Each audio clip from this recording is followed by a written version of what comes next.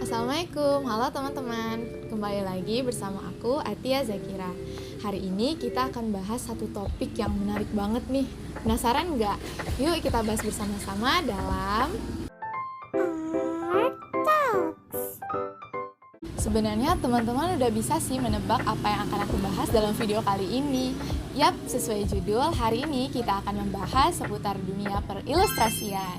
Absen dulu deh, mana nih yang punya hobi menggambar, yang mau banget jadi ilustrator yang keren. Kamu wajib banget nonton video ini sampai akhir ya, karena kita akan membahas tuntas dan all about illustration.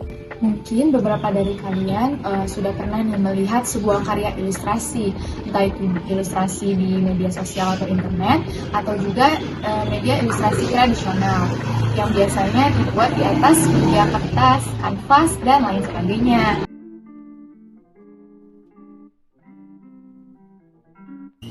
Sebenarnya ilustrasi itu apa sih? Jadi, ilustrasi berasal dari bahasa Latin illustrar, illustrare. Aku nggak tahu ya gimana yang benar bacanya. Pokoknya artinya itu menjelaskan atau menerangkan. Dan demikian, gambar ilustrasi dapat diartikan sebagai gambar yang bersifat sekaligus memiliki fungsi untuk menerangkan suatu peristiwa. Nah, menurut KBBI atau Kamus Besar Bahasa Indonesia sendiri, ilustrasi berarti gambar, foto, atau lukisan yang berguna untuk memperjelas isi buku, karangan, dan lain sebagainya. Maka dapat disimpulkan bahwa ilustrasi merupakan karya seni rupa dua dimensi yang bertujuan untuk memperjelas maksud dari cerita, berita, maupun pesan.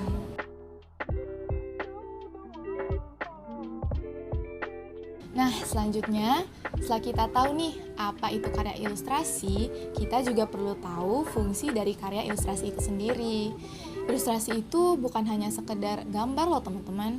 Gambar bukan sembarang gambar, karena karya ilustrasi mencakup hal-hal yang lebih luas yang memiliki tujuan, yaitu untuk menjelaskan sesuatu secara jelas. Just like what I say before. Nah, fungsi ilustrasi itu dibagi menjadi dua, yaitu fungsi khusus dan fungsi umum. Pertama, kita bakal membahas fungsi umumnya terlebih dahulu ya. Jadi, fungsi umum dari gambar ilustrasi itu yang pertama, untuk menarik pembaca. Kedua, untuk membantu pembaca memahami teks cerita. Ketiga, untuk menggambarkan sesuatu. Keempat, mengungkapkan suatu kejadian. Dan yang kelima, atau yang terakhir, yaitu mengandung nilai estetika. Selanjutnya yaitu fungsi khususnya. Yang pertama, fungsi deskriptif. Artinya, gambar ilustrasi itu mampu menggantikan penjelasan verbal atau tertulis. Nah, kalau kita bisa membuat gambar ilustrasi yang hidup, tentunya itu akan mempermudah penikmat karya kita untuk bisa memahami apa yang kita gambar. Fungsi kedua yaitu fungsi ekspresif. Kita bisa mengekspresikan apapun, entah itu ide, gagasan, perasaan yang kita miliki melalui sebuah gambar ilustrasi. Nah, fungsi yang ketiga yaitu fungsi kuantitatif. Apa maksudnya fungsi kuantitatif? Jadi, sebuah gambar ilustrasi itu juga bisa menguraikan data statistik seperti bagan, grafik, tabel, dan juga foto. Selain itu juga bisa memudahkan seseorang dalam membaca data hasil dari pengamatan, survei, dan lain-lain. Fungsi terakhir yaitu fungsi analitis. Jadi gambar ilustrasi itu bisa digunakan untuk memperinci bagian-bagian dari suatu objek agar lebih mudah untuk dipahami, teman-teman.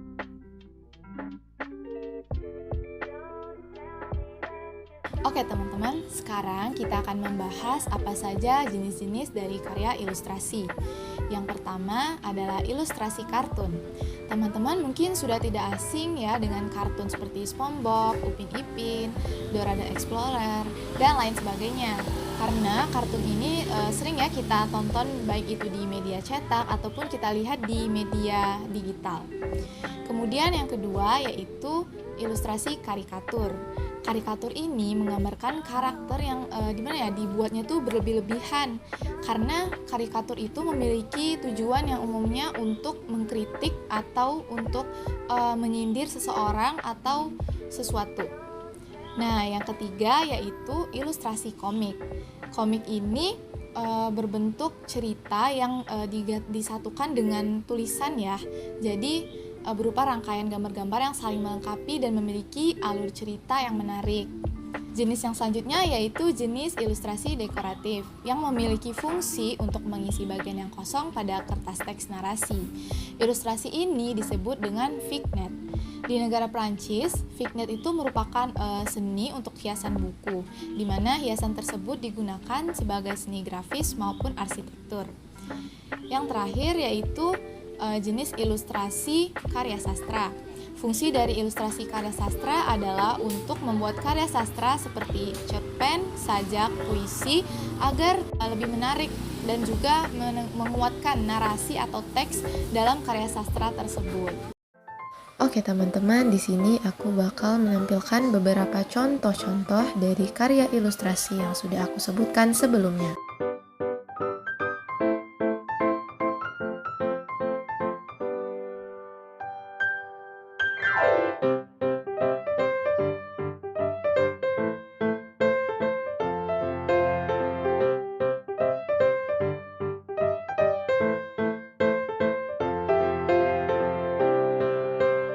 Setelah kita mengenal ilustrasi lebih dalam dari pengertian, fungsi, jenis, dan contohnya, kita bisa memulai untuk membuat karya ilustrasi.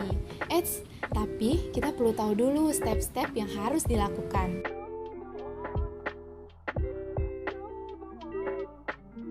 Yang pertama, yaitu yang paling penting, kita harus menentukan ide terlebih dahulu. Nah, setelah kita memiliki ide, barulah kita bisa menentukan karakter, adegan, suasana hati, dan suasana pendukung adegan pada gambar. Kita juga harus memutuskan gaya atau teknik menggambar seperti apa yang kita mau, entah itu teknik pointillis, teknik arsir, teknik teknik blok, apa saja kalian harus sesuaikan dengan kemampuan yang kalian miliki. Setelah ide ditentukan, langkah selanjutnya adalah membuat sketsa atau membuat gambar desain. Nah, alat yang biasa digunakan untuk membuat sketsa itu seperti pensil warna, krayon, cat air, dan lain sebagainya. Teman-teman bebas memilih mana yang sesuai dengan keinginan teman-teman. Yang ketiga, setelah membuat sketsa, langkah selanjutnya adalah mewarnai nih. Hal ini harus dilakukan sesuai dengan hasil yang diharapkan saat kalian membuat desain dari gambar ilustrasi kalian.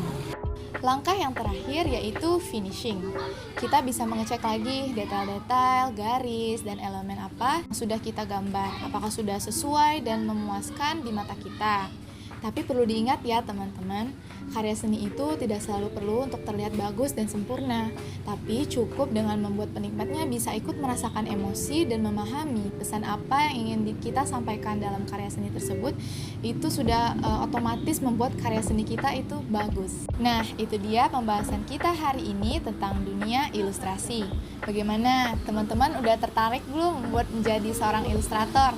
Jangan lupa ya, yang terpenting adalah kita harus terus berlatih dan mengasah kemampuan yang dimiliki agar kita bisa menciptakan karya yang nggak hanya sekedar gambar gitu loh, tapi juga bisa memberikan manfaat bagi orang lain. Berlatih itu tidak membuat sempurna, tapi berlatih itu membuat improvisasi. Sekian video hari ini, see ya in the next Art Talks. Bye-bye.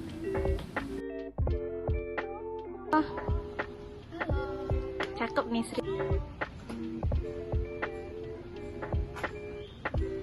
Nah, yang terakhir nih, bukan yang terakhir.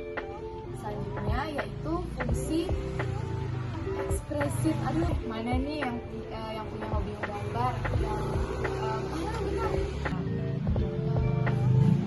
Seperti SpongeBob SquarePants, Ida Ipin, Dora the Explorer. Itu kayaknya cincau deh tuh.